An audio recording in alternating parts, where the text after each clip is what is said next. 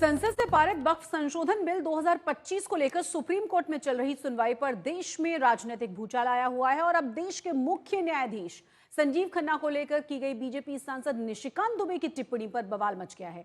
उन्होंने सीजेआई को गृह युद्ध भड़काने के लिए जिम्मेदार ठहराया तो सियासी बवाल शुरू हो चुका है। समाजवादी पार्टी, आरजेडी, कांग्रेस जैसे विपक्षी दलों ने निशिकांत दुबे के बयान को लेकर आपत्ति दर्ज कराई है, बीजेपी पर हमला बोला है। वैसे निशिकांत दुबे के बयान को लेकर ही बीजेपी अध्यक्ष जेपी नड्डा ने भी बयान देकर उससे पूरी तरह से किनारा कर लिया है, लेकिन तेजस्वी यादव और अखिलेश यादव ने निशिकांत के बयान को कोर्ट की अवमानना बताया है। आपको यह भी बता दें कि लगातार हंगामा जारी है। बीजेपी सांसद निशिकांत दुबे के बयान को लेकर तेजस्वी यादव ने कहा है कि ऐसे बयान के लिए उनके खिलाफ कंटेम्प्ट ऑफ कोर्ट होना चाहिए।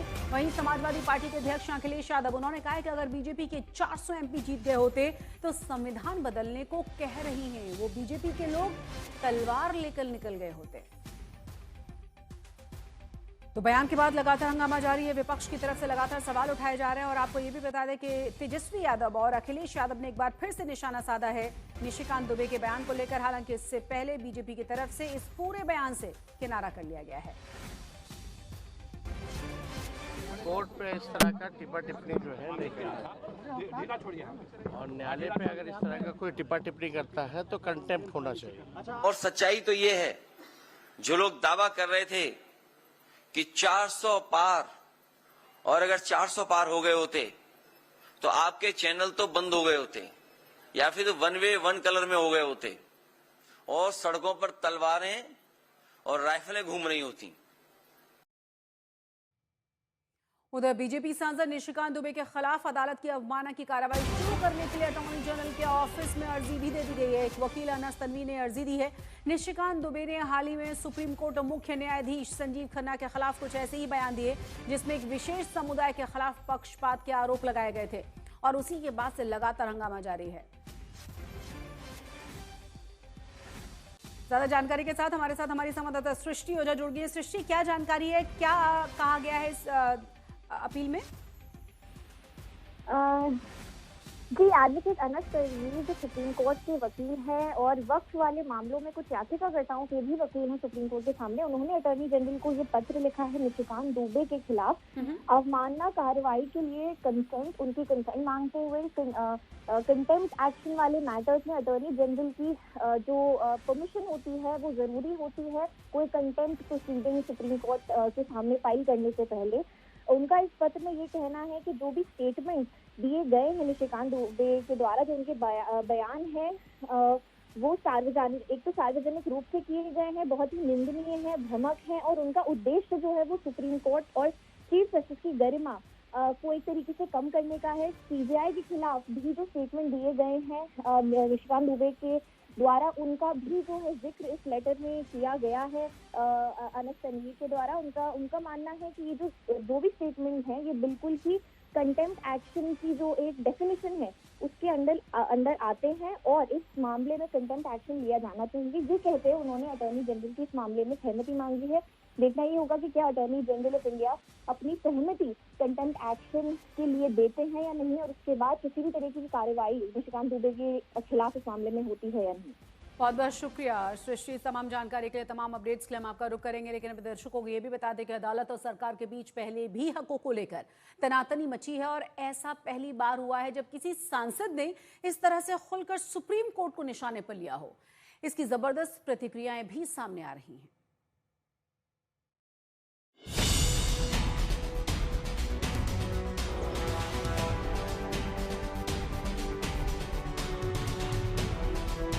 सुप्रीम कोर्ट अपनी सीमा से बाहर जा रहा है।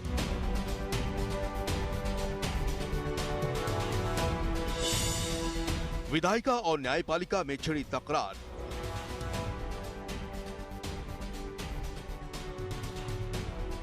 विधायिका न्यायपालिका के हकों पर बहस।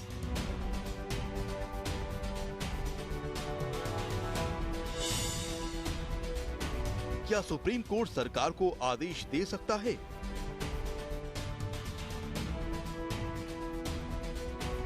बीजेपी नेताओं के बयानों से सुलगा विवाद। वक्फ कानून पर पूरी तरह से स्टे भले ही नहीं मिला हो, लेकिन जैसे ही सुप्रीम कोर्ट ने इस कानून के 2 प्रावधानों को लेकर केंद्र सरकार से तीखे सवाल किए, वैसे ही विवादों का नया पिटारा खुल गया। सरकार सांसद में आई तो बीजेपी के सांसदों ने सुप्रीम कोर्ट के खिलाफ तीखी बयानबाजी की। वक्फ बाय यूजर और वक्फ बोर्ड में गैर मुस्लिमों की एंट्री को लेकर सुप्रीम कोर्ट ने केंद्र सरकार से जवाब क्या मांगा। देश में एक बार फिर से कोर्ट और सरकार आमने सामने आ गए। सुप्रीम कोर्ट ने तो अभी इन दोनों प्रावधानों को लेकर भी कोई आखिरी फैसला नहीं दिया है, लेकिन बीजेपी नेता मुखर हैं। इससे पहले राष्ट्रपति को किसी विधेयक पर 3 महीने की समय सीमा में फैसला करने के आदेश पर भी बहस छिड़ी। कुल मिलाकर ये सारा विवाद सुप्रीम कोर्ट के 2 आदेशों को लेकर है। एक, राष्ट्रपति को हिदायत की किसी विधेयक पर 3 महीने में फैसला करें। दूसरा, वक्फ बोर्ड के 2 प्रावधानों पर सुप्रीम कोर्ट का ऐतराज। लेकिन इन दोनों मामलों ने देश की सियासत में भूचाल ला दिया है। अंदर खाने खलबली मची है। निशिकांत दुबे तो कह रहे हैं कि कोर्ट गृह युद्ध भड़काने जैसा काम कर रहा है, अराजकता लाना चाह रहा है।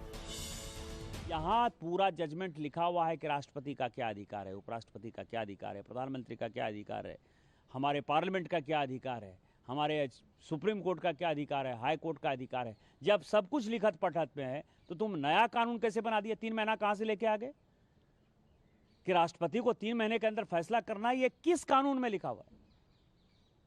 इसका मतलब यह है कि आप इस देश को एनार्की की तरफ ले जाना चाहते हैं। संविधान का आर्टिकल 142 सुप्रीम कोर्ट को उसके समक्ष आए किसी मामले में असीमित ताकत देता है, लेकिन इसकी व्याख्या भी बीजेपी नेता अपने तरीके से कर रहे हैं। दिनेश शर्मा कह रहे हैं कि राष्ट्रपति को कोर्ट आदेश दे ही नहीं सकता।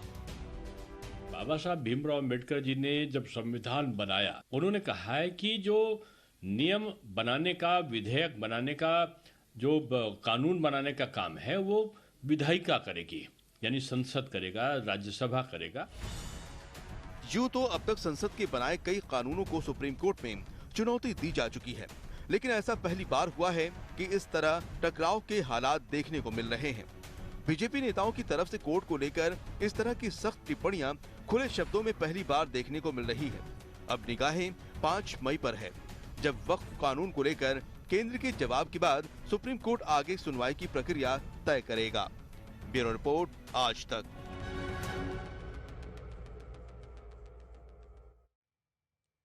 तो विवाद बढ़ने से पहले ही बीजेपी ने भांप लिया है कि ये मुद्दा भारी पड़ सकता है। इसीलिए जेपी नड्डा ने बयान जारी करके कह दिया है कि दुबे और दिनेश शर्मा के बयानों से पार्टी का कोई लेना देना नहीं है। जरा देखिए क्या लिखा है उन्होंने।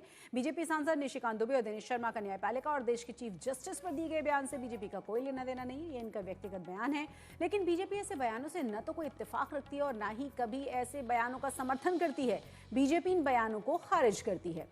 बीजेपी ने सदैव ही न्यायपालिका का सम्मान किया है, उनके आदेशों और सुझावों को सहर्ष स्वीकारा है, क्योंकि एक पार्टी के नाते हमारा मानना है सर्वोच्च न्यायालय सहित देश की सभी अदालतें हमारे लोकतंत्र का अभिन्न अंग है और संविधान के संरक्षण का मजबूत आधार स्तंभ। मैंने इन दोनों को और सभी को ऐसे बयान न देने के लिए निर्देशित किया है। अब आपको विस्तार से वो बयान सुनवा देते हैं जो निशिकांत दुबे और दिनेश शर्मा ने दिए, जिसमें कई बार सुप्रीम कोर्ट के बारे में कहा गया और तमाम हदों को लांघा गया। दुबे ने तो सुप्रीम कोर्ट पर धर्म युद्ध और अराजकता फैलाने जैसे भी आरोप मढ़ दिए। आर्टिकल 368 कहता है कि इस देश के संविधान को, पार्लियामेंट को सभी कानून बनाने का अधिकार है। कानून की व्याख्या करने का अधिकार सुप्रीम कोर्ट का है।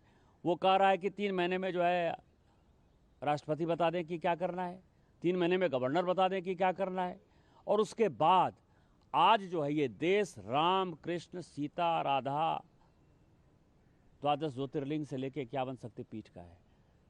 सनातन की परंपरा है, लाखों साल की परंपरा है। आप जब राम मंदिर का विषय होता है तो आप राम मंदिर में कहते हो कि कागज़ दिखाओ, कागज़ दिखाओ। कृष्ण जन्मभूमि का मामला आएगा मथुरा में तो कहोगे कागज़ दिखाओ। आप जब शिव की बात होगी, ज्ञान वापी मस्जिद की बात आएगी, कागज़ दिखाओ। और आज केवल आप मुगलों के आने के बाद जो मस्जिद बने हैं उसके लिए कहते हैं कि आप कागज़ कहाँ से दिखाओ।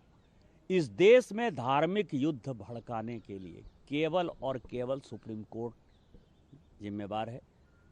सुप्रीम कोर्ट अपनी सीमा से बाहर जा रहा है। सुप्रीम कोर्ट की सीमा ये है कि भारत का संविधान जिस कानून को बनाया उस कानून की उसको व्याख्या करनी है, और यदि वो व्याख्या नहीं कर सकती है और सब कुछ के लिए सुप्रीम कोर्ट जाना है तो इस संसद का कोई मतलब नहीं है, विधानसभा का कोई मतलब नहीं है, उसको बंद कर देना चाहिए। यहाँ पूरा जजमेंट लिखा हुआ है कि राष्ट्रपति का क्या अधिकार है, उपराष्ट्रपति का क्या अधिकार है, प्रधानमंत्री का क्या अधिकार है, हमारे पार्लियामेंट का क्या अधिकार है, हमारे सुप्रीम कोर्ट का क्या अधिकार है, हाई कोर्ट का अधिकार है। जब सब कुछ लिखत पढ़त में है तो तुम नया कानून कैसे बना दिया? 3 महीना कहाँ से लेके आ गए कि राष्ट्रपति को 3 महीने के अंदर फैसला करना है? ये किस कानून में लिखा हुआ है?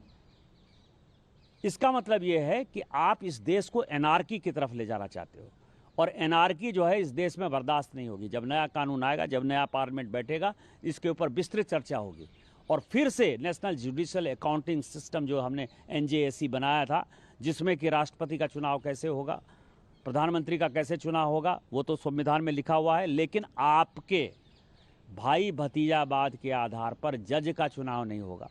बाबा साहब भीमराव अम्बेडकर जी ने जब संविधान बनाया, उन्होंने कहा है कि जो नियम बनाने का, विधेयक बनाने का, जो कानून बनाने का काम है वो विधायिका करेगी, यानी संसद करेगा, राज्यसभा करेगा। तो हर चीज अपने आप में वर्णित है कि विधायिका का काम जो था वो वक्फ नियम बन गया। अब कोई भी भारत के संविधान के अनुसार कोई भी संसद को, यानी राज्यसभा और लोकसभा को निर्देशित नहीं कर सकता, और क्योंकि राष्ट्रपति के दस्तखत हो चुके, राष्ट्रपति सर्वोच्च है, राष्ट्रपति को कोई चुनौती नहीं दे सकता।